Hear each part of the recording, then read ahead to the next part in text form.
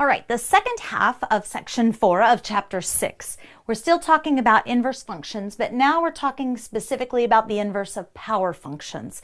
And so that affects things a little bit differently. So let's jump right into it. If we have the function of x squared plus 2, and we want the inverse function of this, we're going to do exactly what we did in the last section. First, we're going to change that function notation. That becomes y.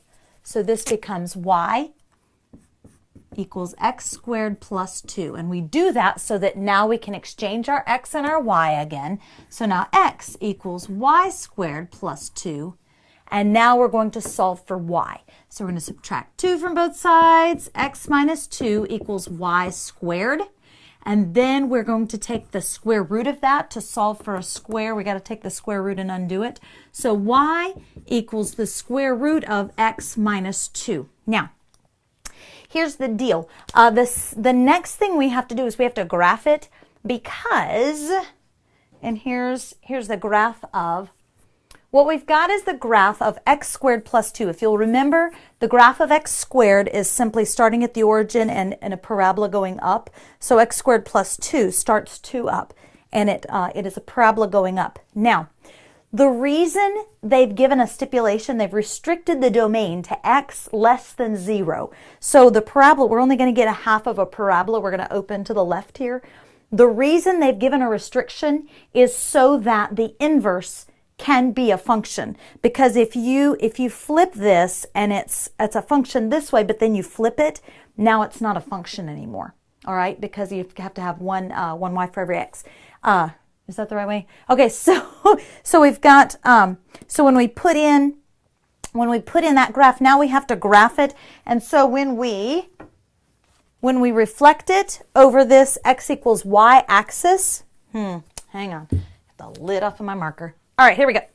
So now when we reflect it, we're going to start at this point instead of 0, 2. We're going to start at 2, 0. And now if we reflect, then these points are going to go like that. So what we need to do now is we need to show, okay, so this is actually going to be negative because it's under that. So what happens is this. They've got to, if your exponent is even, then when you take an even root, you're only going to be able to have either positive or negative, all right? So they have to stipulate, is it going to be negative or is it going to be positive? Because that way you'll have a function when you finish, all right? So if your domain is less than 0, then your inverse is going to be negative. If your domain is greater than 0, then your inverse is going to be positive. All right. If you've got an odd function, that's not going to matter. All right, because when you take the square root, you don't have two answers. When you take the square root, whatever it is what it is. All right.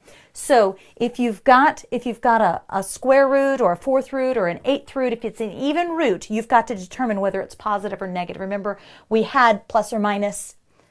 This answer, plus or minus the square root of. So in order for it to be a function, it has to either be positive or negative. You've got to choose one or the other.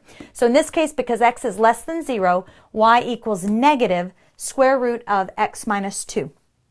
All right, so how do we know? Okay, well, is my function going to be is my inverse going to be a function or not?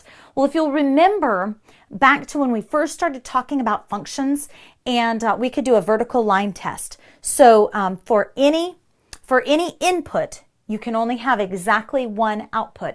And so we did a vertical line test. Now, if we're wanting to find the function of the inverse, what's going to happen is it's going to flip it.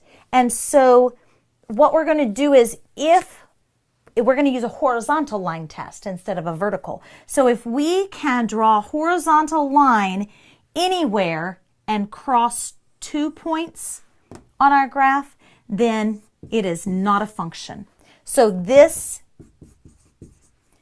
inverse of this graph will be a function.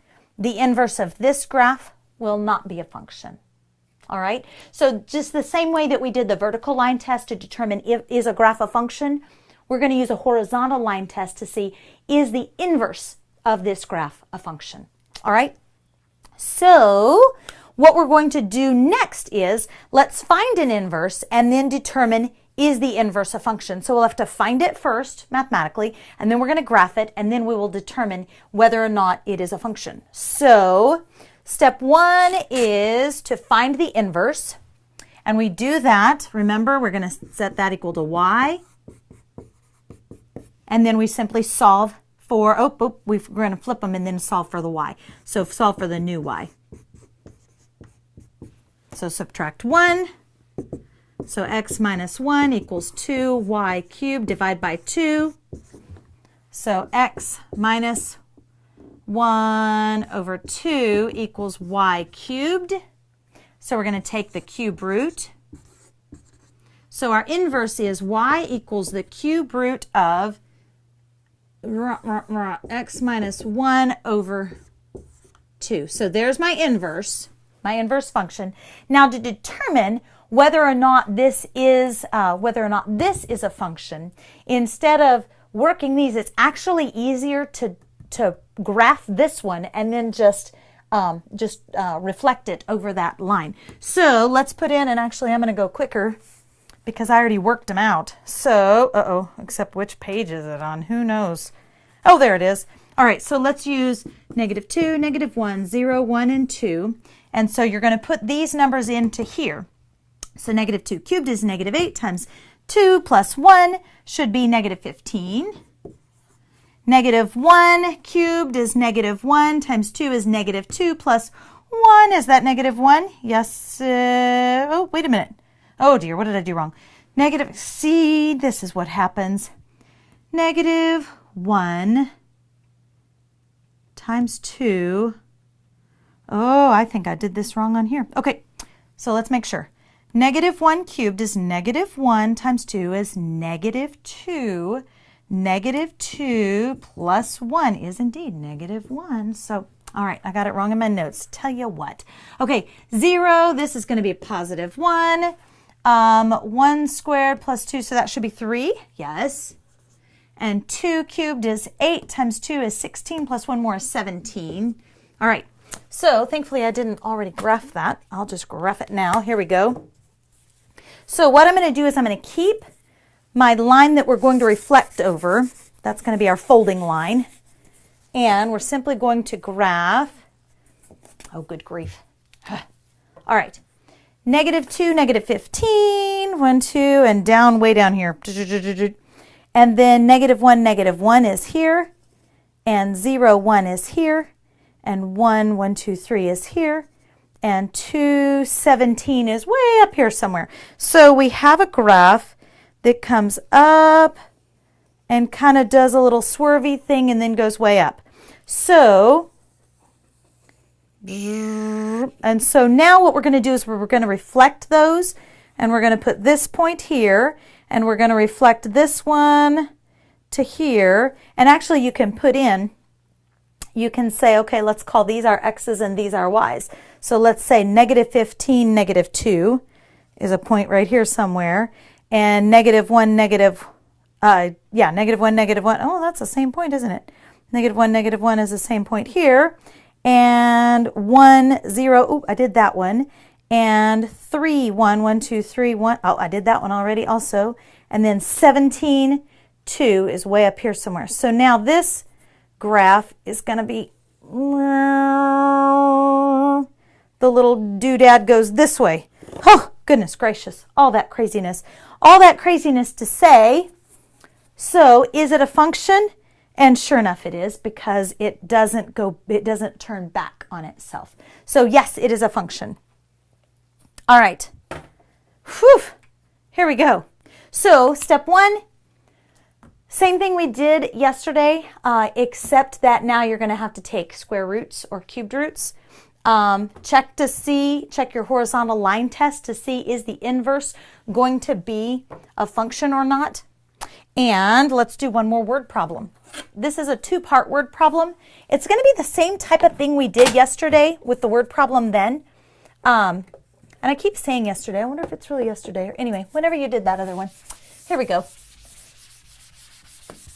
With inverses, a lot of times it's mostly just solving for something different.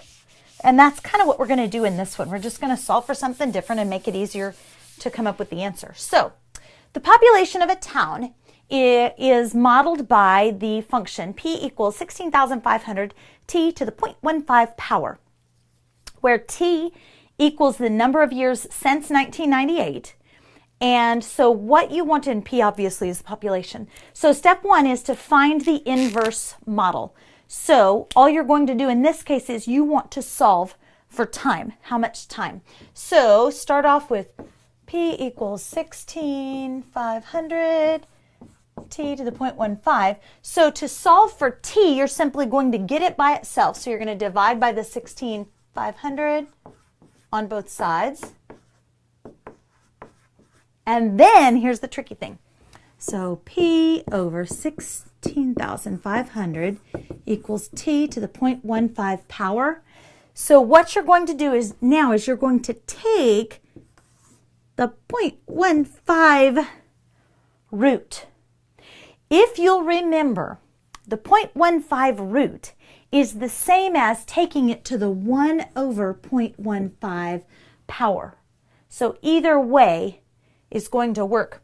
So what we're going to do is for our final t equals P over 16,500, instead of writing this great big root, we're going to just say 1 over 0.15 power. Okay, so this is our inverse function. Now, step 2, use that inverse function to decide what year is the population 25,000. Well, the population is where you're going to put that 25,000. So you're simply going to plug in the 25,000. So time equals 25,000 divided by 16,500 raised to the 1 over 0.15 power. So what you'll do then is you will reduce this down as much as you can. Just makes it easier. Stick that into your calculator, and here's what you're going to do. You're going to plug in 250, or the whole 25,000, divided by the 165. And then when you get that answer, what we're going to do is this. And actually, I didn't finish this one, did I? Instead of putting 1 over 0.15, now you've got a fraction and a decimal together. Plug into your calculator 1 divided by 0.15. 1 divided by 0.15 is 6.67. So this actually, you want to solve this down. You want to simplify it one step further and say time actually equals this over 16,500. Instead of having the fraction with a decimal, let's just have just the decimal, 6.67. So then this becomes, plugging into your calculator, 250 divided by 165, and then use that little X to the Y button, and your phones have them. All you have to do is turn them sideways, and there's a button that has X to the Y power. So you put in 250 divided by 165, hit the X to the Y power, and then 6.67, and that's going to give you 16. Now be careful, because you've got to go back and say, okay, 16 is my answer. Well, you've got to, with word problems, you've got to go back and say, what is it that they asked? They said the T is number of years since 1998, and I want to know what year is the population 25,000. So the number of years since 1998 is 16. So 16 years since 1998, you're going to have to take the 1998 and add 16 years to it. So the year that the population was 25,000 is going to be 20,014. And what's interesting is I think this book was written a little while back, because the question in my book actually said, predict what year the population will be. So now you know how old our books are. Oh my goodness. Okay, so the population was 25,000 in the year 2014.